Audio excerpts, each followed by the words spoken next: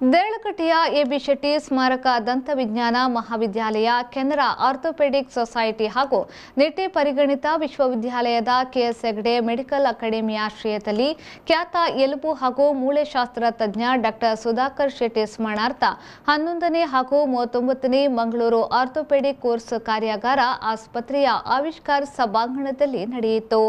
ದೇಳಕಟ್ಟೆಯ ನಿಟ್ಟೆ ಪರಿಗಣಿತ ವಿಶ್ವವಿದ್ಯಾಲಯದ ಸಹಕುಲಾಧಿಪತಿ professor M Shantaram Shetty ಚಾಲನೆಯನ್ನ ನೀಡಿದರು. ನಂತರ ಮಾತನಾಡಿದ ಅವರು, ದಕ್ಷಿಣ ಕನ್ನಡ ಜಿಲ್ಲೆ ಕಳೆದ 10 ವರ್ಷಗಳಲ್ಲಿ ಸಮಾನ ಜನಸಂಖ್ಯೆ ಇರುವ ಏಕೈಕ ಸಿಟಿ. ಅಂತಹ ನಗರದಲ್ಲಿ ದೇಶದ ನಾನಾ ಭಾಗದ ಸುಮಾರು 60 ವಿದ್ಯಾರ್ಥಿಗಳಿಂದ ಆರಂಭವಾದ ಆರ್ಥೋಪೆಡಿಕ್ ಕೋರ್ಸ್ ಆರಂಭವಾಗಿ ಇದೀಗ 39 ವರ್ಷ ಕಳೆದಿದ್ದು ಎಲ್ಲ ವಿಭಾಗದಲ್ಲೂ ಮುಂದುವರೆದಿದೆ. ಮುಂದುವರಿದ ದಿನಗಳಲ್ಲಿ ತಂತ್ರಜ್ಞಾನದ ಪ್ರಭಾವದಿಂದ ಈ ಕೋರ್ಸ್ನಲ್ಲಿ ದಿನದಿಂದ ದಿನಕ್ಕೆ ಆಮೂಲಾಗ್ರ ಜ್ಞಾನ ಸಂಪಾದನೆಯು ಅತ್ಯವಶ್ಯ ಎಂದು ಹೇಳಿದರು. Just your telephone, you would see there are courses almost all over the country this week itself. And the next week there is a bigger course in Indore.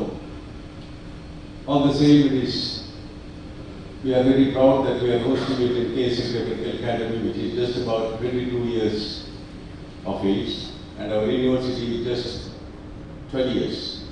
I request each one of the delegates who have come from different parts of the country to go around.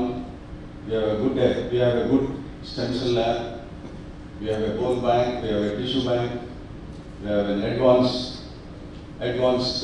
center for research, and apart from the Department of Orthopaedic, which by itself is our pride. Bangalore is a great city. Not only it is one of the best cities in the country because it is the only city where the population has been in the same.